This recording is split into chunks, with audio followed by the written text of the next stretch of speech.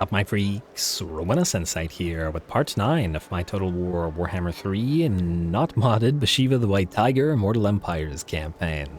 So as we saw last time, Uskalag has fallen together with Astrogoth a second time, and by the looks of it, the faction of the Disciples of Hashut is pretty much done. Fort Dwarslav is not a tower, and I don't remember if the Desolation of Dragonmoor is. I actually, wait, is that a single territory in this particular map? I don't remember, but I guess we will find out. It might be a tower, so they might be able to recover somewhat through it, but we'll probably go down there. A, and B, they'd have to travel through the territory of Karakadrin, who they are in fact at war with, so it works reasonably well for us. Nurgle has nearly appeared, and we will have to deal with one of their armies here at the foothold of the Unclean, and an army of Beastmen approaches the Eagle Ares, and in fact, I guess we'll start the day by having Bhashiva try to attack him. And since last episode, we were able to reach the tier 5 of the Devotion to Kamau. We have a plus 40% ambush chance, which means there's the ambush. Unsurprisingly, in our own territory with Stalking Stance, we basically have a guaranteed ambush, so that's pretty nice. This used to be on the Perfect Warriors, so that's going to go back on you. We'll obviously auto-resolve this because it's garbage. And we will take basically no damage. Lovely. And we'll take the money because at this point we do need it. Good, Manblight Tribe destroyed, and a little bit annoying that they randomly appeared here, but, you know, I'm gonna have to deal with it. Then, Bhashiva. Go into... wait, I think I have an idea. You, go here. You, stay in channeling, and go just ahead of this little army. Alright, you guys stay there. I have a plan as to what to do with you, though we do need to return to the foothold of the Unclean in order to deal with them there. Anyway. Well, this is the more important thing. Well, I guess we could check what we have in terms of heroes. Actually, a lot of the heroes are here anyway, so yeah. That's why they're heroes. Hey, we're not just about cat puns around here. Anyway, you... I was wondering whether we could put you into Gandari's army to leech the XP, but it looks like only Shao here can do so. Gandari will still be able to move with most of the movement range and still reach Arbaal. I will try to put Viranshin and see what happens, but if he can't, he can't. And no, yeah, that way we're just out of range. Alright, fine, fair enough. The reason I wanted to do this is if we can defeat these armies and keep Arbaal alive, we might be able to double up on his defeat rate. Granted, I do not for the life of me remember what his defeat rate is, especially in vanilla, so I guess we're gonna have to find out. Let's level up the Claw Speaker of Shadows, which I'm sure we will be in great need of during the fight, and spell resistances, well, specifically for tigers, is not gonna be super helpful for us here, so let's max out the Penumbral. Now, you know what, let's get a Pointed Enfeebling Foe. Specifically because, well, there will be an Arbaal to defeat. Color of Corn, I was hoping that would be a Talisman of Preservation that we could steal for ourselves, but alas, not the case. Alrighty, so what we'll do is this. We'll go here, and we will put you into encamp stance, like so. And, ooh, wait, before I forget, we have a new caravan that we need to send out, don't we? Friansh Caravan, our best caravan, or our strongest at this current time, or at the very least the most numerous. You are definitely going through hidden stores, which we will definitely need.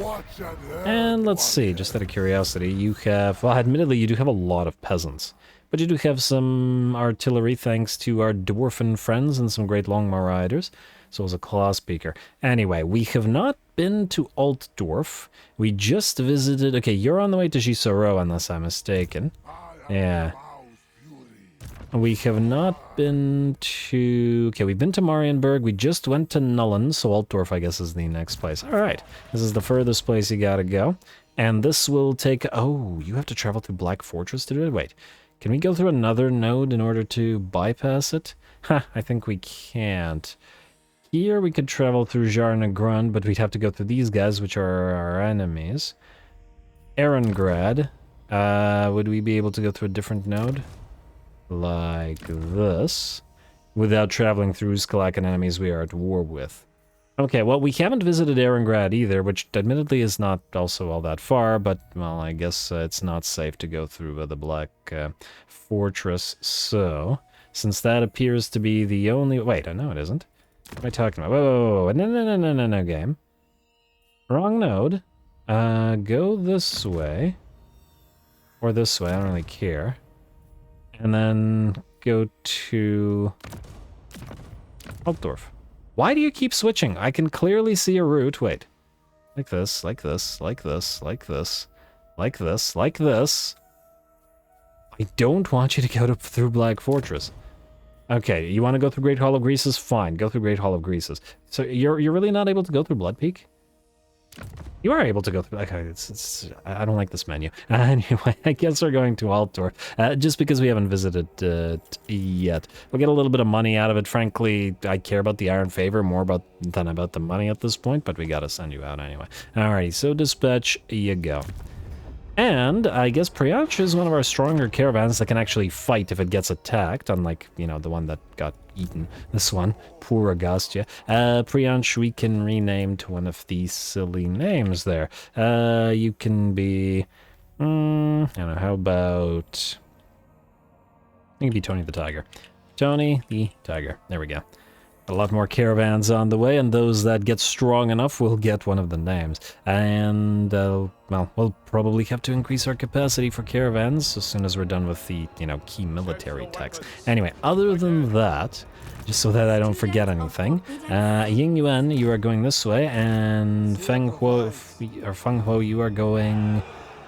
I was going to build these... And we do want to move Shui out of this particular territory anyway. Oh, but we'll have to build this up, so we could have just built everything at the same time next turn. If we really wanted to. And just so that we don't have to keep going back to this territory to build stuff. Though, admittedly, we'll have to come back here to build up the Fuming Atelier to Tier 4 anyway. We'll increase the Alchemist capacity as well, which is not a bad thing. And then here, we will want to build this, the White Tiger Pillar. And then move you both briefly back to regular Harmony, and then switch it back to Yin Harmony when we're ready for the Tier 4. Although we are losing out on a little bit of growth by not maxing out the Yin Harmony. At this point, the switch will eventually make it fairly easy, I think. Yeah.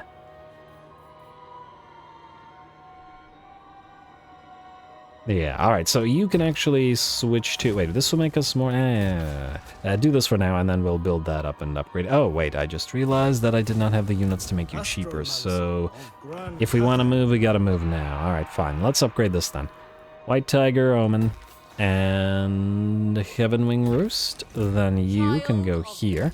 I'll actually want to get some Grand Cannons up and running, so I might use you, or perhaps another Lord to do some recruiting, especially if Muji is busy and wants to go up here. As we might have several territories that will need defending up there. And then you can go this way. Now we can build these for significantly cheaper. Not that they were expensive in the first place, but you know, every little bit counts when you're losing much money per turn. Alrighty, and then you guys are good. I originally built this guy to steal tech, and it's just not been safe enough to do so.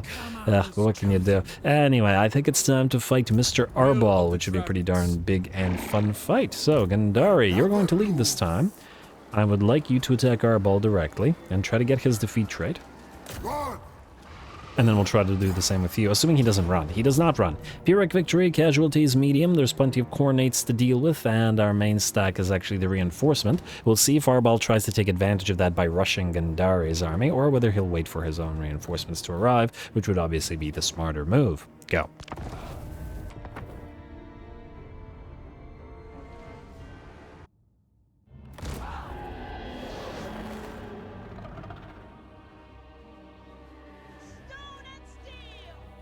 Alright, I heard the stone and steel from one of the random troops, but I didn't hear Gandari's speech, but oh well. Gandari is still looking pretty good, still waiting for his own army, but we need our first Tier 4 settlement in order to get the Iron Claw warriors recruited. In the meantime, Gandari can enjoy fighting Mr. Arbaal, the so far undefeated, but this is his first fight against us, so let's see how that goes for him, and his admittedly near two full stacks.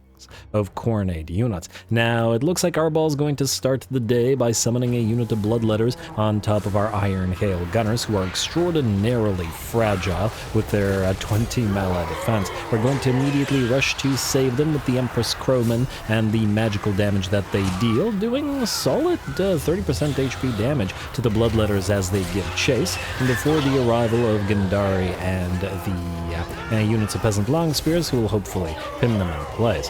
Gandari may be anti-large, but a single unit of Bloodletters shouldn't be that major of a threat to him. There we go, actually sending a few of them flying back as well, so there's definitely some splash damage there. Though his... Ooh, they're sending lots of them back, though his attacks are rather slow by the looks of it. Not that it matters over much, as the Bloodletters get taken apart with a little bit of help from the Alchemist here, who joined the melee just for a little bit and actually killed 6 Bloodletters, which is fairly solid, you have to admit. Anyway, here we mow. With that, the battle proper will begin, as it looks like Arbaal is annoyed enough to actually move towards us rather than waiting for us to attack him. Perhaps because we destroyed the Bloodletter unit, and that counts as damaging his army, which is kind of interesting. You gotta be wary of that when fighting enemy armies that are summonable like this. Anyway, our reinforcements are making their way onto the battlefield. We got a big old stack of our own, and unfortunately we don't have time to set up properly, as we have to just immediately fire with our Poison Rain rockets. So we are stuck setting up and fighting where we start the battle, essentially. But it is what it is. Anyway, the Jade War Drum gives everybody disdain of the Dragon Emperor, giving the reload time reduction to all the units as the enemy approaches. And just as Arbaal is very near to his arrival in our battle line, he summons his second unit of Bloodletters. Before, sending Gandari flying all the way back, and I like the fact that he doesn't get knocked fully to the ground. Lands on his feet like a cat. Oh, that's fantastic. That's a nice touch. Anyway, between Gandari and Talion the Merciless, Arbaal rapidly loses 50% of his HP, and the enfeebling foe is not helping him all that much either. He does call his Skull Crushers to help him out, a massively statted up unit and a dangerous one at that, but Arbaal is rapidly losing his HP. Before his main army arrives, our units of Iron Hail Gunners are firing through the gaps in our lines of Jade Warriors with halberds, as best that they can at any rate, and actually doing fairly solid damage to that Herald of Khorne. I'm excited to see what heights we can take these guys, because they're getting stronger and stronger. Probably not to blunderbuss levels, but I'm willing to bet that we can get them close to it. Arbaal down to 10% of his HP, but despite not being unbreakable, refusing to rout. He has also brought a War Shrine of Khorne with him, but the Iron Hail Gunners should be able to fire over the heads of all the rest of our troops and gun it down. And though the enemy has a lot of units, we are still able to hold them back by the looks of it, and none of them are getting through. Arbaal uses his explosion, unfortunately, and is down to 10% of his HP, but still fighting. The explosion damaging our unit severely, and by the looks of it, even with 300 HP remaining, he refuses to rout, so we will have to have him executed by Gandari. Beautiful. And that's a heck of a notch to your belt there, Gandari. Anyway, in the meantime, we drop a Penumbral Pendulum on our front lines, where 2 of our Jade Warriors are holding back the Tide of Forsaken and Chaos Warriors, and admittedly, there are still a fair few there. And a decent bit of HP. Plus, there are more reinforcements still heading towards us from the Second Army, as Arbaal decided to move against us before the Second Army arrived downfield.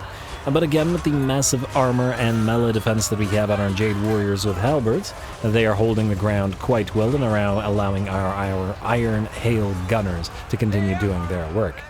And they do good work, especially when commanded by Mr. Chu-Du. Anyway, the second Penumbral Pendulum will come down overcast through the ranks of Marauders and Chaos Warriors. not clipping our Jade Warriors, severely damaging them, and then we're gonna follow that up with a nice bomb drop from the Empress Crowman, who absolutely crippled the remaining units. And it looks like the morale shock from taking so much damage from both of those abilities sees the Cornate Hordes break, and the battle ours. Very, very nice. Though we could not deploy, or we didn't have time to deploy properly in the way that we might have wanted to, or sort of soften up the enemy army, or make use of that choke point that the battle technically was, we still managed to defeat them pretty soundly, and Gandari certainly proved himself against Arbaal as well, with a little bit of help from Taoyan as well.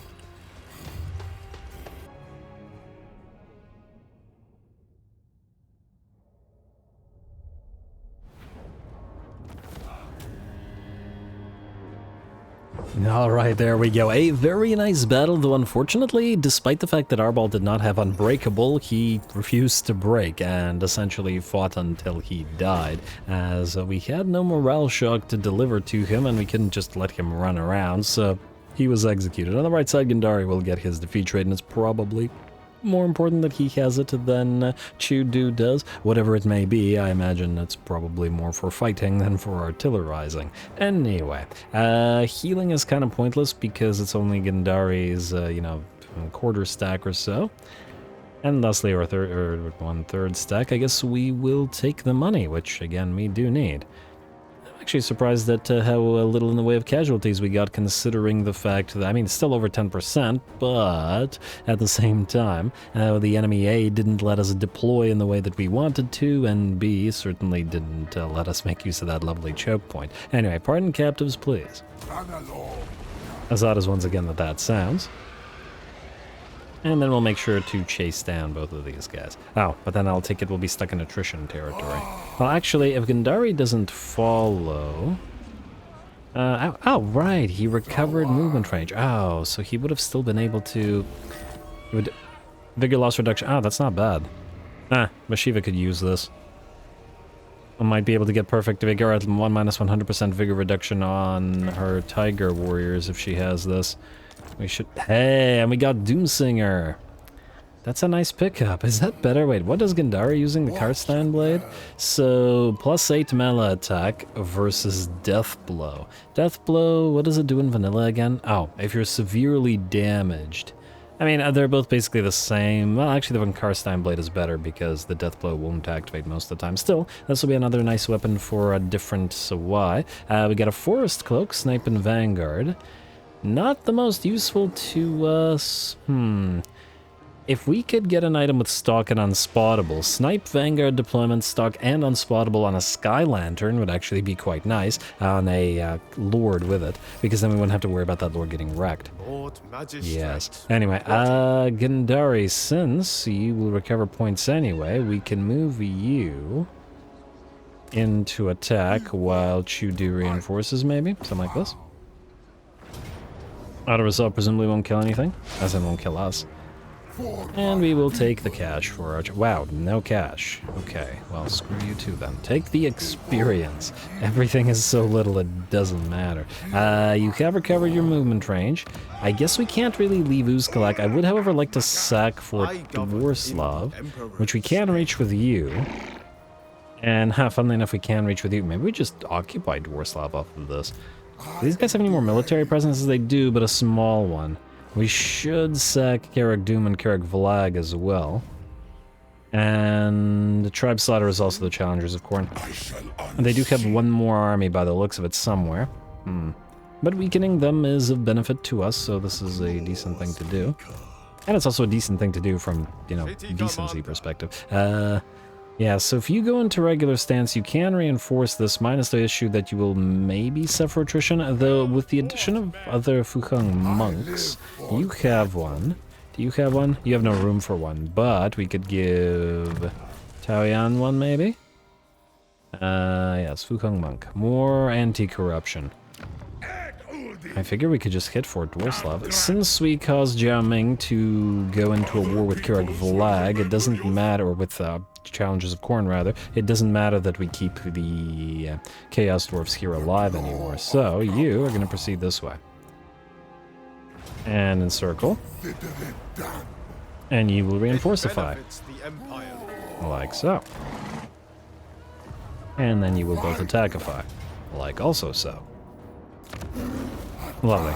Man, why? I don't understand why Tavian keeps getting damaged in these auto-resolves. She's not quick. Why? I don't know. What the heck? It's annoying. Occupy, but let's just auto-resolve for you. Hey, another Fuheng monk. Beautiful. More monks, please. We need them. For monk purposes. You have leveled twice, which means... Wait. We don't have any of these other units in your army. I mean, technically, we do have a war drum, and technically, in fact, no, technically about it, the physical resistance for it is probably worthy of our time. However, will we have a war drum when we transfer you to another army? That's the question. I mean, the artillery could probably still use the reload and... wait, you don't provide accuracy. That's the Sky Lanterns, isn't it? Well, reload. It'd still probably use at least one war drum there, so maybe. The other option is to ignore all that. And go through this. So let's grab Inspired Assault, Inspired Defense, and try to move towards Grand Tactician. What about you, Claw Speaker? Evasion for you, and much as I'd love to get Litany of the Winds and the other stuff... Well, you know what? Let's do the Leader of Ceremonies for the anti-corruption right now, because... if this drops sufficiently, then, well, decorruptify the place, and that is good, TM. Anyway, you, Blade Shield, you were having a little bit of, how is she getting killed in auto-resolve? I genuinely don't understand it. Look at her stats. But whatever. We could increase her HP, maybe? Try increasing her HP. More defensive stats. Give her more armor as well. Her armor is relatively light. Do we have any spare armors that we could give her? We do not. Give her a spell shield. Do we get anything useful here? Iron Curse Icon will be of use to us later, so we'll hold on to it. Wyvern Bone Bow I don't really care about, but I think there's nothing else that we could... Well, maybe the Biting Blade. Use. Blade of Shenwu. So, Chaos, Corruption, but some very solid stats for our trouble, so I think we'll keep it. Hey, no, keep this. Spell shield. Though it's armor that we really wanted, and there is no options in that regard. Talisman of Preservation will go to one of our main lords. I haven't decided which yet, though, so you can just... Well, I mean, I guess Tavian can hold on to it for now. She is a legendary character, after all, so, you know. What about Gandari? You have leveled thrice. You have fast hands. Let's get your Blades of the Bastion, which will buff up your Tigers. And this we will ignore for now, because we don't know what of it is going to be in your army. Otherwise, I guess we can start making you a stronger fighting character. Well, you already are quite strong. So, good. What about your Alchemist? Let's increase mobility. Ooh, wait. Oh, we have to choose between Alchemical Hardening and Increased Mobility, and they're both really nice, but I gotta go with Alchemical Hardening. So now... Oh, we actually have to take you out of the army and then put you back in for this? Alright, we'll do that next turn then. Alrighty, and then you can only use one of these, so it's pointless to do Metallurgic Refining if we're doing Alchemical Hardening. So yeah, let's get Enchanted Metallurgy into... I usually pick the Poison one because, you know, Poison Imbuement is really nice. Magical Attack Imbuement is not as relevant if we have magical attacks for the entire army. It's weird that they redid this, but then they didn't do anything to... Like, what's the point? Why does this still imbue magical attacks for allies if... Yeah. You know what I mean? You know what I mean. Yeah, I'm gonna still say Poison is the way to go. Poison. Alrighty, and then we should probably actually get you some spells. There you go. Alright, good enough for you two. And you two stay here, you can't channel. I'm almost tempted to take you out of the settlement and put you in, but you're both hopefully okay for now. And then you two will join up shortly. Alright. Next up, ooh, we actually can mill some heroes maybe. We once again are no longer bankrupt, and therefore... Let me take a look at these. Oh, well, we don't have any Astromancers. Unfortunately, we will mill one of these guys. Hopefully for a better one. Not that I don't like Fleet of Foot, mind you. It's just there's better options. Especially those that have Tactician or Strategist or anything of that nature. Anything else? No, we're good there. What about the Alchemists? Oh, we're right. We're deleting the Alchemist thing, but we do still have it for a couple of turns. Oh, it's not like we have capacity right now anyway. We'll have to wait until the Fuming Atelier is back in order to deal with that. The Ivory Road is looking okay. Diplomacy. And then building, and then turn and defying. Thundergut's still kicking. I'd really like to go down there and save you, but we're busy. Ah, yes, Astrogoth. I wonder if he'll get wiped out by somebody. I guess we'll find out shortly. Alright, building. Last thing on the list of things to thing. Uzkalak, do we want to build anything here? We are in the Iron Dragon's Edict, so we are free to. I wish I remembered why I didn't build whatever it was that we needed to build here. I'm honestly tempted to just go money here. Oh, right. The thing that I was thinking about building was the peasant stables to reduce the construction cost, but also, perhaps more importantly, to get additional garrisons, since this should be a fairly highly garrisoned location. But frankly, it's probably going to be okay. Regardless. This gives us growth, this gives us control. Yeah, we got growth, we got control. Let's go money. White Tiger Shrine. Wait, that's not money. You. Fortune's Offerings Plus, we can get the thing that increases the ingot production, which would also be quite lovely. I think that's good. Alright, which means skip, and I believe we're ready to end the turn. We could also get a new Lord. I was intending to grab some of those Grand Cannons, though let's maybe give it a turn or two. Just because we just got positive, and I don't know how long, just because I don't know how long that's gonna last. Anyway, skip. I mean, end turn. I just like saying skip. Alright. No war declaration from the Blessed Dread or Clan Rictus at this time, which is great. We do have to watch out for the Drazuat the Ashen and the Legion of Asgore pushing northward towards our territories rather than the... Oh, I forgot to do something. Oh, no. Ah, damn. Oh, well. Too late. I was going to have you grab Pomé. Well, I guess that saves us 5,000 gold or whatever it was. Unfortunate. But oh well. I should have looked more carefully through the list. Well, you already had moved slightly, which is why I had not done that. But what can you do? Unfortunate. There's also a concerning number of Dark Elves running around. Frankly, if they attack the city of the Shogun, it will die. Frankly, Wei Jin is even in danger, huh? Maybe I shouldn't have taken away these guys. You know what? Maybe we'll give the Green Guardian to Yao Du and then send him this way. I'm almost even tempted to put a different army at Snake Gate, but we can't do that while there's a village army rushing around. Did they peace out? They did peace out. Well, that's not great. Did they even wipe out the... Wait. That probably means Dolgan will attack us soon. The Dolgan did wipe out the Usak, so at least they have no Norscan vassals. You are wrong. I don't think there's any other territories that we could give them for them to attack village. I really wasn't expecting them to peace out so soon. Has it even... I don't think it's been 10 turns. Well, whatever. All good, and not unexpected. So it's all good. And what is this? Dekala the Denied One. Okay, this is the second time they're asking us to do something about the Tormentors, and that was never going to happen, and it's certainly not happening right now. Anyway, let's see what you guys have got. Are you, either of you, able to reach Carrick Doom? You are not. Fortunately, we cannot see where the military presence is, whether it's in Carrick Doom or in one of these other territories.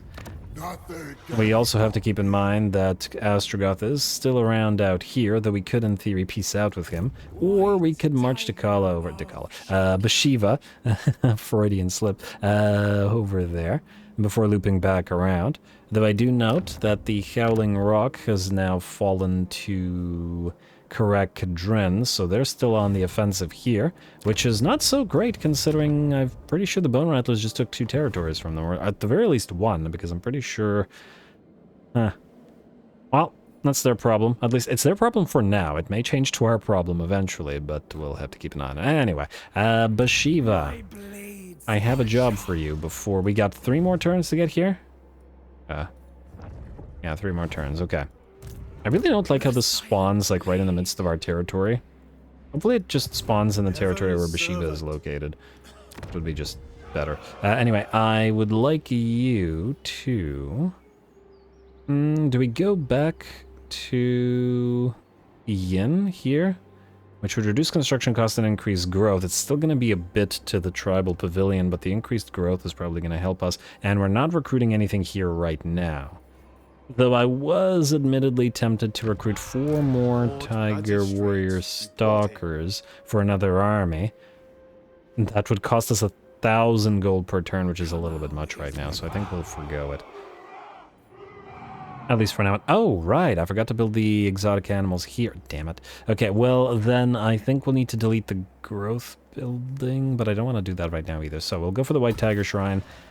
You can keep the money as you are. What are we at here?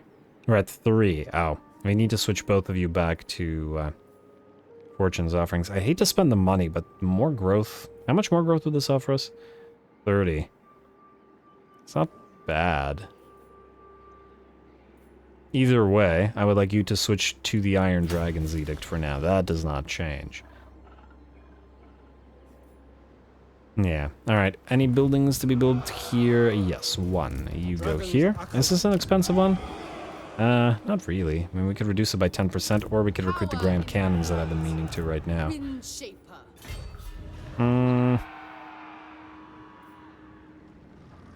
Then you won't be able to reduce the construction costs here. You know what? You switch to Jade Dragon's Edict instead for the additional growth. We'll build the Fortune's Offerings and stuff. Wait, we'll build them right now. Switch, switch, and switch. Like so. Then you can go here. And then we will upgrade this just so I don't have to look at it every turn, plus it'll make us money. Wait, you don't produce any trade goods, so yeah, we're better off to go with the Wisdom's Bounty, the Yin variant, rather than the Yang variant, which does admittedly give us a research rate, which I'm now realizing, but no tariffs. I'll think about it. Anyway, you go to Titan's Notch. And now I would like you to construct... Oh, right, it's going to take several turns to do this. Well, you know what? Maybe that's not the worst thing in the world, because we can build 1 per turn and thereby keep moving as needed, which means if we need to switch territories, then we can do so without having to worry about it.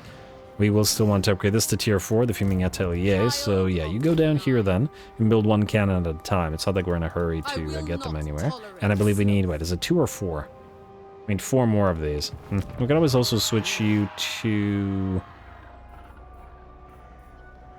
recruitment cost reduction, which will increase it by 2. Probably do that, and then deliver them somewhere. Alright, next up, the important thing, Bhashiva. First, we will level you. We will need fast hands, but it's not doing anything for us right now. Oh, technically, we will want Skyfire. Although, I mean, while I do like the speed, 12 weapon strength, these guys are already reasonably quick. Might not actually be worth the point. And fast hands does not buff our tigers. Unified charge will buff these guys, but only once they're rank 7. Therefore, blade shield for Bhashiva. Then, do we have a... You know what, let's give the Potion of Toughness to you for now, rather than the Kite of Adamar Stairs. Though I have been enjoying the 20% speed that Bhashiva has, admittedly. I was just thinking that we might want to give her a heal of some kind. We can't switch out... Star Metal Plate might actually be better on another Lord. The Massive Melee Defense... You know what, just leave it alone. Let's go to Ancillaries and give you a banner of some kind. Oh, we basically have no banners. We do have free T-Masters we could give another army, but anyway. This is what we want to do. First of all, level the Astromancer slightly, grab Harmonic Convergence and Curse of the Midnight Wind. The good stuff. Then Claw Speaker. We will want you to grab Life Bloom and Earth Blood.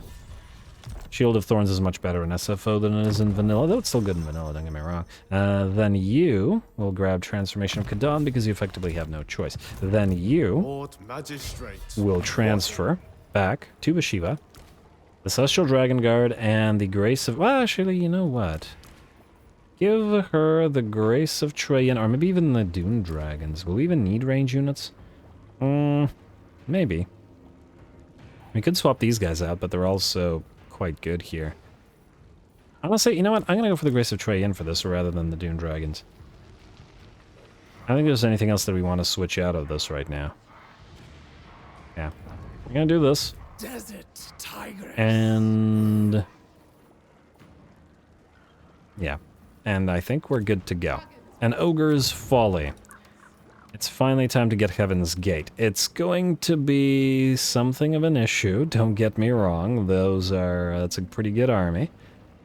Especially the Crushers are going to be a major issue for us, but we're just going to have to deal with it. Alrighty, let's see what we got. Spurred on by incursions of darker and more terrible forces, the Ogres along the Ivory Road circle Cathay merchants like vultures, striking openly at outposts they would have never dared approach in more peaceful and orderly times. But their gall is matched only by their stupidity. Their latest outrage, the slaughter of a crucial strongpoint along the trade route, manned by the noble Tiger warriors, will be their last. With many of your loyal kin butchered and a Cathay retinue carried off to a gruesome fate, Zhao Ming urges you to make haste. Secure the stronghold, rescue whoever you can, and bring down the full wrath of Xiangyang upon these raiders. Let them learn that the White Tiger is not to be trifled with. Alrighty, this should be pretty darn interesting. Lots of big boys here, a Thunder Tusk, a Stone Horn, a Crushers aplenty, and Lead Belchers to support as well. We're gonna have to try to do our best to make sure that they can't get too many volleys out. Go.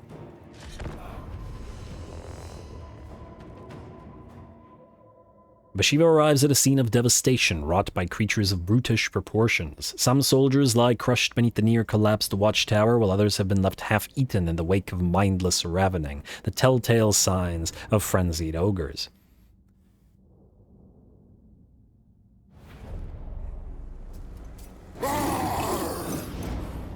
Foul butchers. They would defile our kin.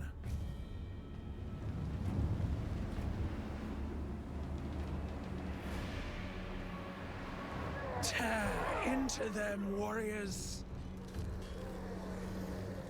Let the ogre's deaths avenge our fallen.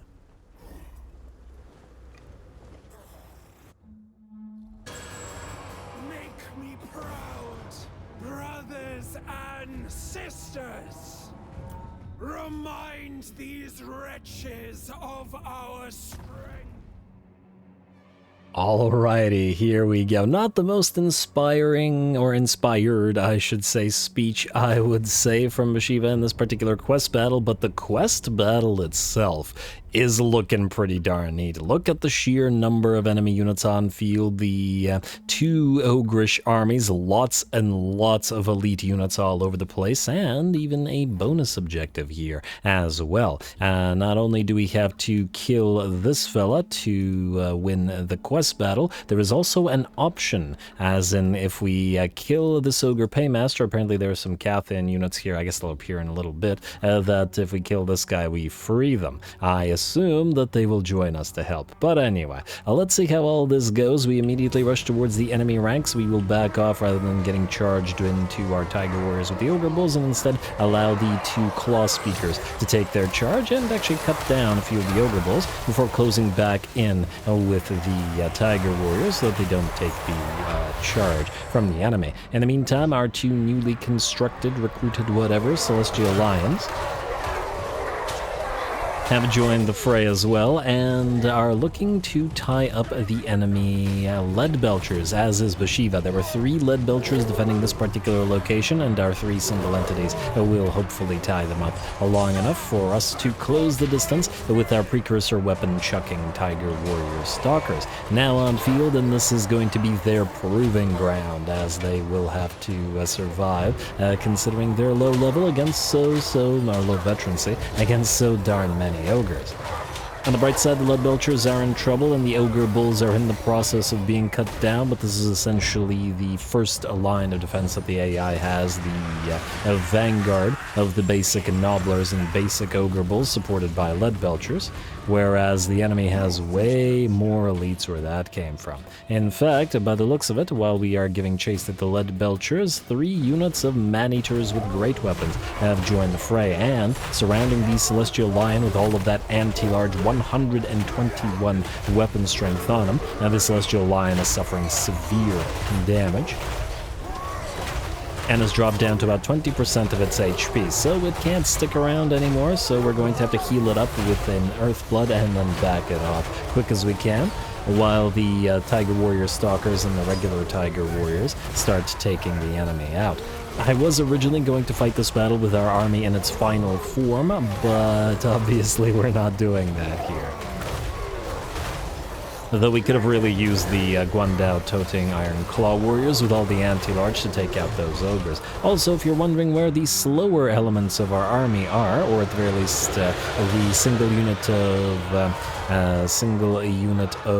Guandao, the Perfect Warriors, and the Jade Warriors with halberds, they are fighting their own battle. 2 enemy units of the Crushers, which we really wanted to take out of the picture, and thus all of our anti-large is concentrated on this particular flank, where they're fighting them and the Ogre Bulls support, the 3 Ogre Bulls with dual weapons that they have here. And by the looks of it, fighting are roughly on par with them, with the support of our single or one of our claw speakers, the one of beasts, though of course that one will not be able to heal them. There are the Cathayan captives, meant for the cooking pot by the looks of it, and it's a bunch of heroes. Alright, fair enough. I gotta say, I'm really enjoying this quest battle. It's not just, you know, army crash into army win. There's an objective. It's a very large map with sort of lots going on it.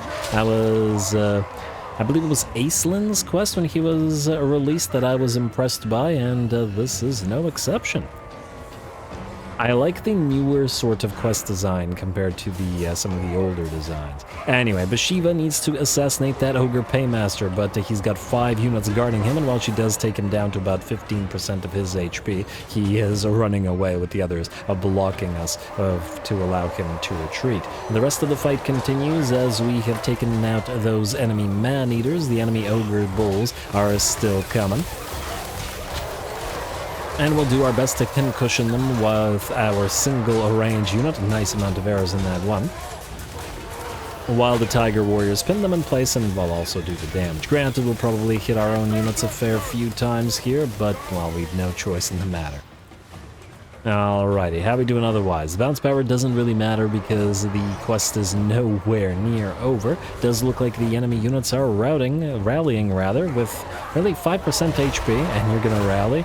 Well, the charge does allow them to kill a few of those Tiger Warriors, to be fair. So maybe it was a good idea on them to rally, but considering how little HP they had, those man-eaters are going to get brought down. Lovely. Alright, and now we've got some Iron Guts to take care of. Without the Guandao or the other anti-large units, or the admittedly slow-moving and Jade Warriors on this side of the map, we're going to have to allow our Celestial Lions to lead our Tiger Warriors into the fray, and Tiger Warrior Stalkers, in order to bring down those Iron Guts, and Man-Eaters, and more Iron Guts. Again, lots of decent elite enemy units here, and we are starting to take a lot of damage. Celestial Lion down to 20% of his HP. Several of our units, the Catnip Enthusiast, Death That Purrs, both severely damaged down to about 10%, and more or less no longer viable unless healing can help them out. On the bright side, Bhashiva has at this point defeated and killed off that enemy Paymaster, which means I believe these guys will be free, and is in the process of continuing to fight his retinue. She's actually killed one set of the I think it was Iron Guts as well, that was attacking her, and is now moving on to kill the second set. And her incredible amount of melee defense, thanks to the items that we have on her, is not really allowing them to do any damage to her, despite the fact that she doesn't currently have regeneration. They're just missing every shot. And her sort of blinking around teleporting is probably also interfering with what it is they can do. Lovely. Anyway, I'm sure Bhashiva will kill these guys off in short order. The Crushers have returned. I think this was a 3rd unit of Crushers that wasn't over on that side, however. And have crashed into the Frosted Flakes Custodians, who are also now down to 15% of their HP. It's definitely going to be a close one. The last of the arrows that the Grace of Chue Yin have, maybe 1 or 2 more volleys left, will hit those Crushers. And with the addition of a few more Tiger Warriors and Stalkers, we will be able to bring the last of them down. There we go. Also lovely to see the Celestial Lion in with the Tigers, or Lions, I should say, with the Tigers. Though I do wish that they had a little bit of green on them, a little bit of that sort of our own color scheme. Something on their barding or armor, perhaps. But anyway, with the Cathayan, well, let's say allies, but they just ran away. Cathayan's free. We are looking to knock out what remains of the enemy Iron Guts and such with the extremely limited numbers of troops that we had. I somewhat regret not bringing the Iron Gut or the Iron Claw Warriors to deal with all of these large units, but at the same time, it's certainly keeping this battle interesting. And also very, very close.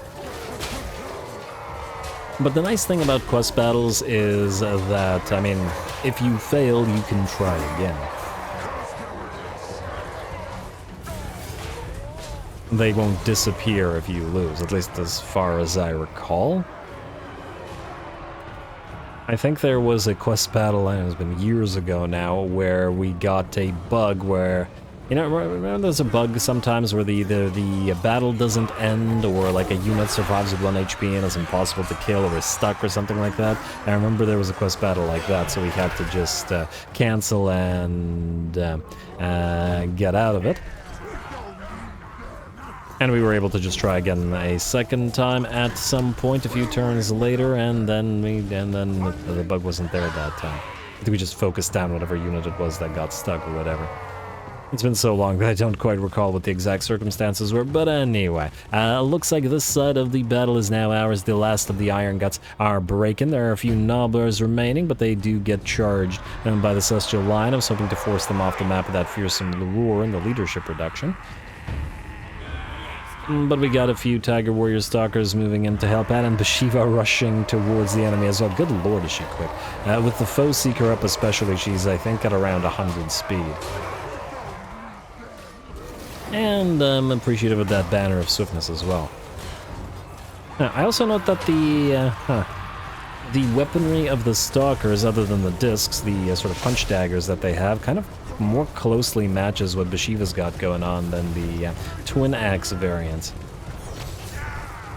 Certainly something to think about. Alrighty, well, either way, this portion of the map has at this point been pretty much clear. There's a few units that have rallied. 1 Man-Eater has rallied here, and 3 Iron Guts have rallied out there with basically no HP, so just a quick matter of rushing towards them and taking them out. There we go, Bhashiva closes the distance, but actually rushes past towards them. It's one of the issues with having too much speed. That's 1 Man-Eater, and where are you going? Running away is kind of pointless, as Bhashiva, if she wants to, she will catch you. And now she's going to go after this one, because this one's still in the fight, though a few regular Tiger Warriors should be able to bring it down. Lovely. Alright, with those guys cleared out, there is still some enemy elites to work through. The enemy lord at rank 26, mind you, roughly, yeah, 1 level higher than Bhashiva, in fact, is guarded by 2 Eshin Man-Eaters here, with his cooking pot, or cook pot. And there is a Thunder Tusk, a Stonehorn, and a Hunter, as well as a couple more units of Man-Eaters with Iron Fists. And we are extremely severely damaged, so, well, we're just going to have to wait and see if we can pull this off. Alright, up we go. I was considering moving Bhashiva in past all this to just try to assassinate the enemy Slaughtermaster, but the enemy actually started to move towards her long before they...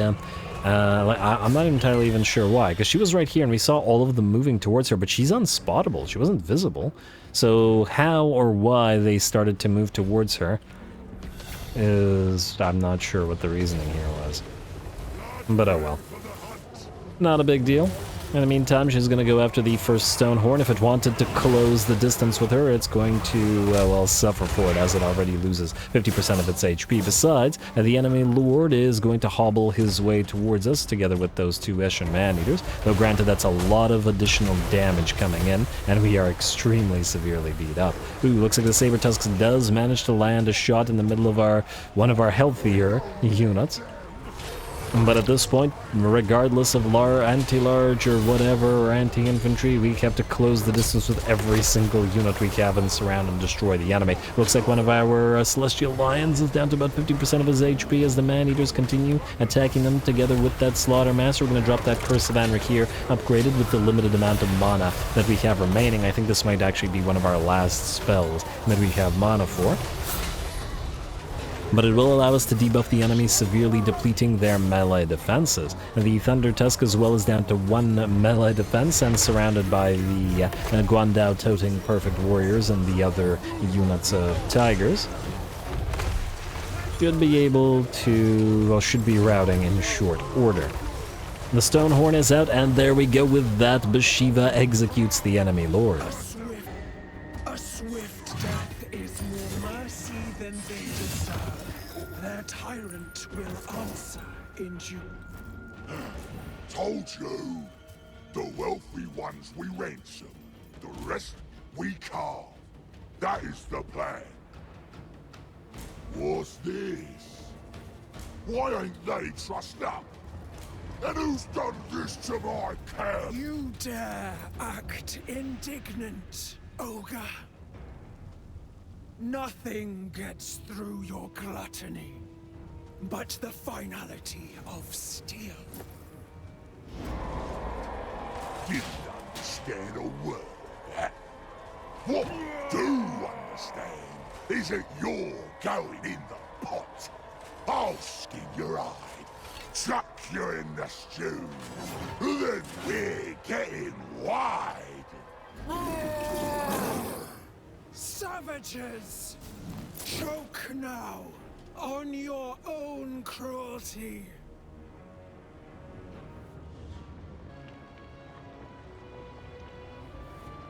Alrighty, I certainly was not expecting a third stack at this point, and not only that, but an extremely elite one. More lead belchers, crushers, stonehorns, yetis, just man-eaters, a bit of everything here. And we are so darn severely damaged. By the looks of the troops that we had remaining, if we didn't have allies, it would probably be down to seeing whether Bhashiva could kill the level 41, mind you, Lord, in the midst of his army, which might be a possibility. Might be an easier possibility if we had that Heaven's Gate item that she is to be rewarded for this battle. On the bright side, it looks like saving the Cathayans does have them return or come back to return the favor with plenty of units in tow, including Celestial Dragon Guard and Celestial Dragon Crossbows, some Iron Hail Gunners, standard Jade Warriors and stuff, but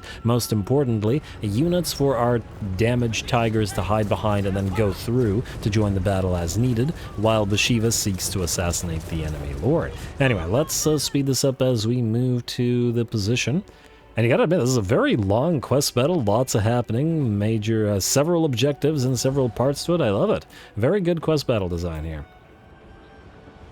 Anyway, Bhashiva's at full health, so she's going to lead the charge, cutting through one of the enemy gorgers and just rushing through them. Again, I'm absolutely loving how insanely quick she is. The Fast Lords just are generally entertaining, and Bhashiva's certainly no exception. She's also just able to run through enemy ranks and close the distance as needed here, closing with the lead belchers to prevent them from firing on the Cathayan main line. As she sort of started the battle, the Ogres now close the distance with the Cathayan allies of ours, though we will move some Tigermen to reinforce against the enemy Crushers, as they are pretty darn high damage dealing. And I expect our units will be able to damage them more even than the anti-large units of Dragon Gun. A Stonehorn has arrived in the center of the battlefield, and we unfortunately have no more ammunition, though the Grace of Chui Yin was brought here not just because they have arrows, but because the Mark of Yin drops 30 armor from whatever unit it touches, and the debuff that Bhashiva has does the same thing, or at the very least includes 30 armor reduction. So by combining them, we can basically drop any unit's armor, and we've used it several times in combination throughout this particular particular quest battle. Anyway, Bhashiva's found the enemy lord and rapidly depletes about 30% of his HP, though it does look like he is calling for aid. We also get the Plague of Rust on him, though I imagine that Bhashiva does lots of armor-piercing damage anyway, so yeah. Now, he may be level 41, if not quite twice Bhashiva's level, still considerably higher, but he's below half HP now, and he is not having a good time against her at all, as he has not landed a single blow on the quick kitty. Otherwise, the balance of power does matter now, as the third is the last of the enemy Ogre stacks. Our Cathay and allies are holding the enemy back, and all of our Tiger warriors that were still fit to fight have joined the fray to gut down whatever whatever enemy units they can. In the meantime, where are we here? Bhashiva has in fact defeated the enemy tyrant, who is down to 20% of his HP and running. The quest will not end, however, it seems, until he either shatters or is completely destroyed. So there is still fighting ahead, especially against the unbreakable gorgers, at least until they are brought down to a single one. Although that should proceed in rather short order. There we go, a couple more hits, and down they shall go. Lovely. Gorgers are out. One of the Crusher units came back, but we mobbed it with a few of our remaining severely damaged Tiger Warrior Stalkers, led by the severely damaged Claw Speaker, and helped by the Celestial Lina. Looks like a Bruiser came back as well. Bhashiva, in the meantime, is still giving chase to the enemy Tyrant, but funnily enough, with him running, she's actually having a much tougher time actually landing a blow than when he was directly fighting. I've always found it a little bit weird and sometimes annoying how the game works in terms of, units chasing other units, especially single-entity units. They're often just very bad at it, like bizarrely bad. Like, you're 3 times faster than this guy and you hit harder than he does. You can't stab him in the back while he's running away from you. What is that? Makes no sense. Or cut his ankles, whatever, I don't care, just kill him. Fortunately, though, it won't matter over much, as with that he will at long last shatter, helped on his way by the Lion's Roar, which is why we sent the Celestial Lion here. And with him shattering, the rest of his army follows suit, and the battle is ours, probably just before Bhashiva executes him for good. Although the sort of rusty greenish elements around his gut plate do kind of match our color scheme. Kind of looks very similar to Bhashiva's there. Interesting.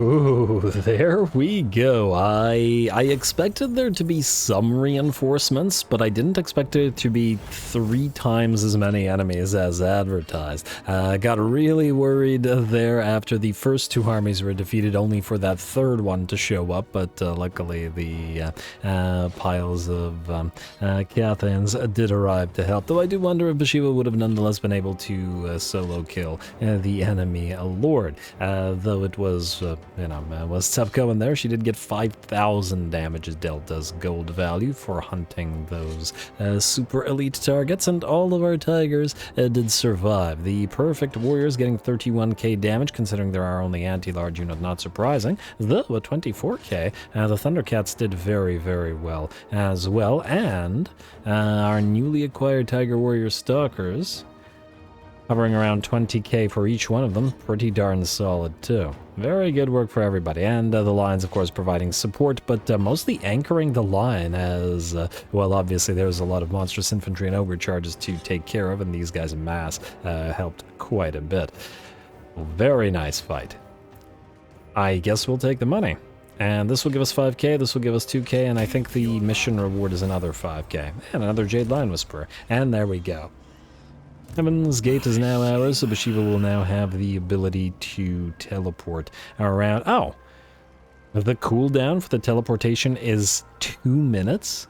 She can teleport once every 2 minutes? That's a long cooldown. I thought it would be a lot less. I actually was thinking it would be something like very low damage, but a very low cooldown as well, because the damage would be from her, just jumping around. But nonetheless, still a cool thing to have the teleportation. There we go. Oh, it's 10,000, not 5,000. Good. Well, we needed the money, so yeah. And you immediately... Oh, you didn't auto-switch to it? Fair enough. Ah, this magic item or ancillary can be equipped by the following Lord or Bhashiva, meaning anybody can equip this? Oh, that's interesting. So it isn't technically Bhashiva's thing. Go figure. Well, she's still going to use it, but yeah, I think soon it will be time to replace that anchor chain, especially with the blade shield and such. Raising Bhashiva's melee defense, she's going to need heals, though admittedly, despite not having regeneration, she was not taking a lot of damage whatsoever. We're doing good. She does good work. Anyway, with that quest battle was extremely long. It was an event, but I really enjoyed it. But I don't think we're beating that this particular episode, as in there's nothing we could do to sort of match it. So I think then this is exactly where we're going to call it. We are looking to go 4 more turns forward, so I do believe we will get the victory condition for the short victory in next episode and unlock more hero capacity. We'll also go and fight Nurgle, and I wonder how many enemies that's going to bring. But hey, we got new Tiger Warrior Cubs and the Tiger Warrior Stalkers to level up, so we might as well get lots of battles going to do that. And we will move northward from from Uskalag to try to continue menacing the challengers of Khorne.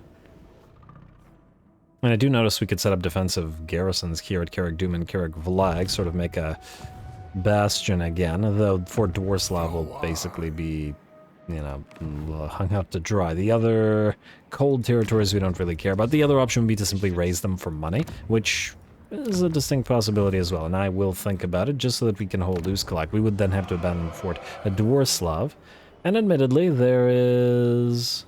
No, we can't use Temple of Heimkel because of the frozen territory. And we'll think about it, though. Anyway, going pretty good so far, and it's only turn 34, but it's been a very action-packed campaign, so that perhaps is not surprising. Anyway, more Tigers to come, so stay tuned. Don't forget to leave those likes and comments below. All glory to the algorithm, and thanks for watching.